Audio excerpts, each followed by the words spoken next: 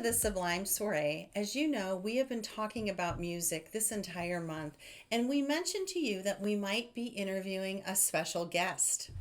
Hi, everyone. Sue and I are excited to introduce you today to our friend Jim Mitchell, who also was our worship pastor for a number of years at our church, but more recently, the executive pastor. And Jim, we are looking forward to getting all of your insights on the subject of music. But before we even go there, can you tell us a little bit about yourself? Yeah, so my wife is Brenda, and I have three sons. And I've been here at the chapel in Akron, Ohio for just about 30 years, and in a time of transition right now, but thankful for all the good years God's given us, and with people like you guys that are dear to our hearts as this congregation here.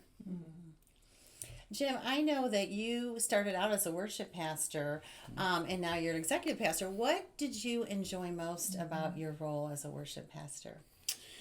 Yeah, I think, I mean, there's so many things, but I think, like, if I had to boil it down to, like, a key thing, even, like, well, now that I don't do it any longer, like, what would I miss about it?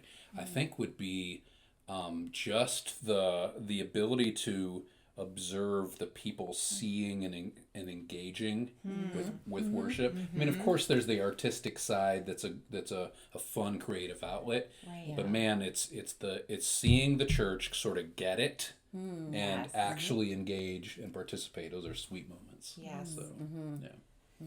So, in your experience, what have you seen really as the key benefits of music, generally speaking, but also spiritually? Yeah.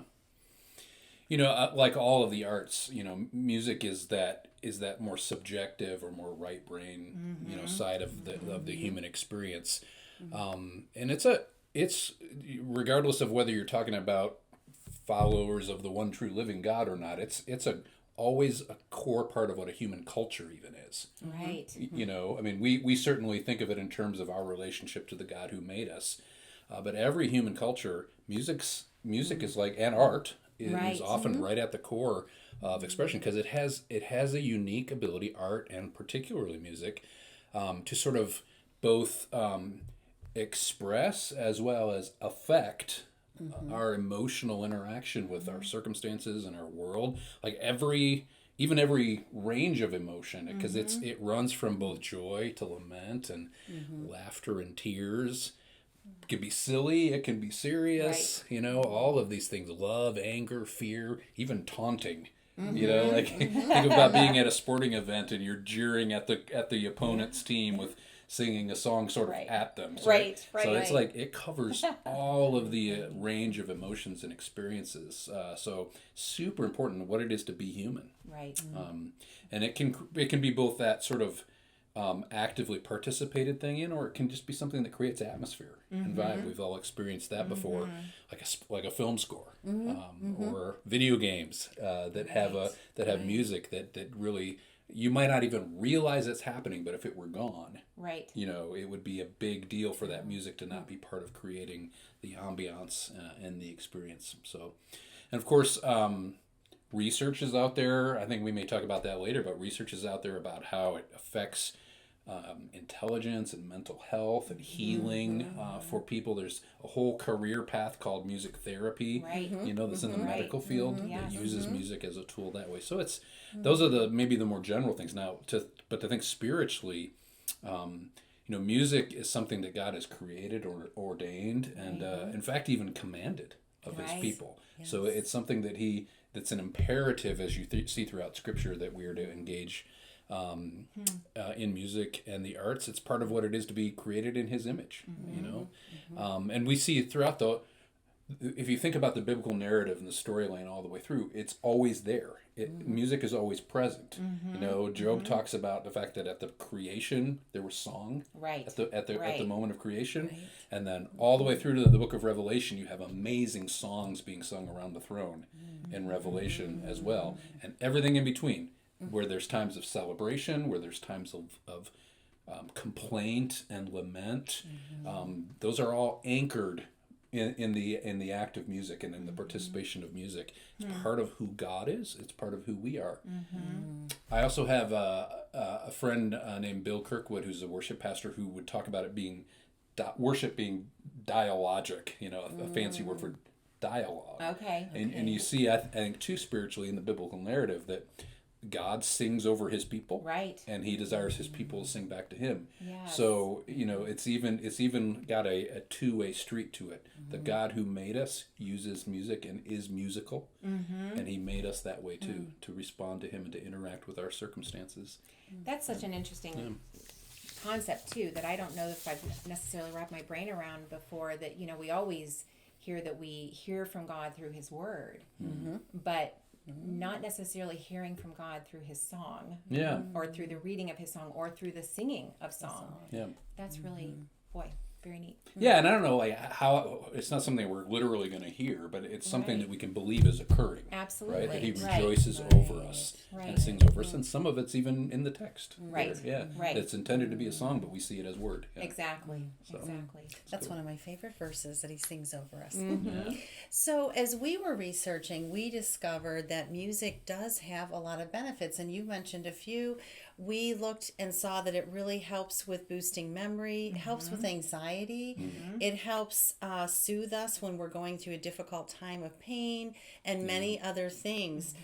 It also reminded us of King Saul and how he was being soothed by David's harp playing in biblical times. Right. Jim, how have you experienced music to personally benefit you, or even witnessed others and how it benefits them? Yeah. I think that biblical story of Saul is really a striking example, of how, like an alarming thing where like he was like even demonically oppressed in that moment, and then the Lord used music to calm him. And I think that's, again, how God ordained it and created it to be. I can think of a few examples, just even personally, where music has been important for me. Obviously, it's a little bit of who I am, like from a young age, to be actively participating in it. But in terms of it, having that sort of that healing effect, or that anchoring or moving effect during seasons of life that were important. On a light note, I would say that on family vacations, we've always had sort of like the playlist. Okay. That becomes the soundtrack of our trips. And we had a few years ago, we went on a trip where we used a classic old conversion van from the early 90s, but it was painted black, and my boys named it Black Betty. So every time we got in the van, we had to start off with playing Black Betty to launch the trip, which, a silly example, but it becomes the soundtrack of life. Right. And those things are and important. memories are anchored to that, which Absolutely. is really neat. Yeah, and Yes. it wouldn't have happened by just, with just words. It happens through art. Right. If you can call Black Betty art. But I think two more poignant examples for me as I think back over the seasons of life. One was it's been just about exactly 20 years now since I was in chemotherapy for pretty serious cancer battle with skin cancer. And I was facing spending 3 months going to the chemo lab 3 times a week. And at that time, iPods were brand new, but my mom bought me an iPod. And it was like this amazing moment. I can put off 10,000 songs on this handheld device, It was like 2002. But that was that became a way for me to process all those hours receiving chemotherapy in the lab by having music to play, and even having that anchor to my mother, and to this day, I actually still have that iPod, not pad, iPod. I don't think it could charge up or be used any longer, but it's sort of an Ebenezer, that idea of the erecting of the Ebenezer that reminds us of what God has done to bring us through something. So even though I listen to music on different devices now, I have that iPod as that Ebenezer to remember that journey of cancer. And even just recently too, going through a hard transition for us as a family, in sort of a moment of really wrestling with God over where He was leading and what was going on, there was this experience that I had personally of striving, and then when I finally took the next step, or took a step back really to quiet myself and use worship music to take my thoughts off of the circumstances and on the one who was my shepherd. It was then that that still small voice Right. really spoke, and I was able to experience his shepherding and his peace. So powerful stuff. Yeah, You know? absolutely. Yes. Yeah. So we have seen in the Bible how great a role music played in the Israelites' journey with God. Right. Today, how have you seen music being utilized powerfully in the lives of the church of today? And do you see some room for improvement? And where might that room for improvement come? Sure.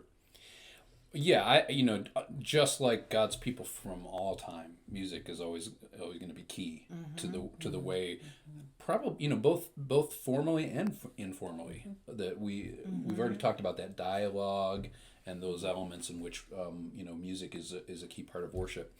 I think as far as looking at the church of today, I think absolutely music is center stage issue. Yes.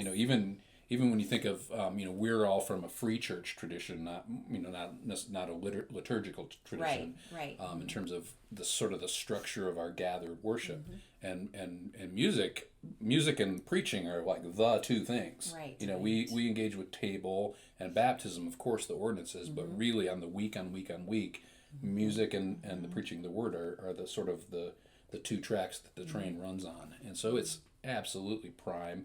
And I think in that way too is that sort of right brain left brain experience that people have, and it's an important thing regardless of the tradition. There's this idea that our theology gets formed, our belief system actually gets formed by the practices of the gathered worship. So the effect and the importance of music in the church today is that just as much as the preaching really forms how people think and what they believe theologically. So that becomes important that the right songs are chosen. Right. But you also see, like, there's been I entered into worship ministry in the early 90s, and that was right at the time where I think the church in America was beginning to experience a real sort of renaissance of a good theology of worship and a good reason to sing. It had always existed, our parents and our grandparents, and you go all the way back. The people have always sung, Right. So it's not like we discovered, hey, we should sing. Right. It's not that. But I think there was sort of a rebirth of sort of like, are we doing it for the right reasons? Are we choosing it well? Are we just going through the motions, or are we actually vertically engaging with God? So music, absolutely key to that. Yes. Now you asked about how I think it might Room for improvement. Yes. room for improvement. I do see it. I can jump on a soapbox a little bit here for a minute on that. I see a couple things where I see the use of music in a lot of churches is becoming just really one-dimensional. Like the culture becomes sort of just so predictably one thing. And what I mean by that is that we're talking about art, and we're talking about an infinite God who's infinitely creative, and he's made us to be creative. I think there's not an absence of creativity, but I think there's an absence of variety, and of like sort of even like surprise, like something that you come together as a people and like, oh, you didn't see that coming, right? Whereas a lot of churches are just very much in a rut of like 4 songs in the message and 4 songs, and those 4 songs they're kind of one-dimensional. Right. They're great. There's nothing wrong with those 4 songs. Right. Or 5 songs or whatever it is. It's a 5-piece band doing 5 songs. And you want to have a predictable experience for your people, but I think you always want a little bit more variety and surprise. So I would love to see churches return to a little bit more creative variety and a little bit more surprise, like something a little different that happens that just makes it all the more engaging and special. I think one other thing is this, as I think back to earlier years, somebody would be like the crotchety old guy. But in the earlier years of ministry, like, think about this, when we would, we were singing new songs. The church should always sing new songs, always sing old songs and always sing new songs. That's actually biblical. But when we would adopt a new song, it would have a shelf life that was, maybe 2 or 3 years. You'd have a new song, you'd sing it for a while. I think the shelf life now for songs is more like 6 weeks or Yes, that's true. Yes. And so there's a absolutely great wealth of new songs being written and cherished by churches, which is awesome. But the shelf life is so short that it kind of creates this sort of lack of an enduring vocabulary for people to have as these are the songs we sing. Right. Right. And when I don't know if you guys grew up in the church, but when we were kids, it was like, these are the same songs my great-grandparents sang, and they're the ones we're singing. Now, I mean, I'm not saying that's better, but there is something about having that shared vocabulary that has a little bit of endurance to it. There's a amazing thing happens in the persecuted church, where people, when they're imprisoned for their faith, one of the things that the Lord uses to help them endure and get through their imprisonment is sort of those songs that are more enduringly part of the fabric, of part of their vocabulary of how they, and I do wonder, like, if you took a modern Christ follower who doesn't remember that song that we sang 2 years ago anymore, and we ended up in prison for our faith, we'd have, of course, have songs, but they may not have quite that anchoring endurance. So that's my soapbox. Yeah, that's really interesting good point. Because Sue and I are both involved in scripture memory. Right. And so we've learned that repetition over time is what causes it to sink into your memory. Putting it to music sinks it even more into your memory. So when you're taking that shelf life or shortening that shelf life, all of a sudden you've kind of crippled people's ability to memorize that word. Right. So that's a really good point. Yeah. The songs are great. We just need to endure a little more. Right. I like that. Thank you for joining us today as we took a deep dive into music with our good friend Jim Mitchell. Join us tomorrow as we ask the question, can music and all of the other arts actually give us an indication of life before time even began? Stay tuned.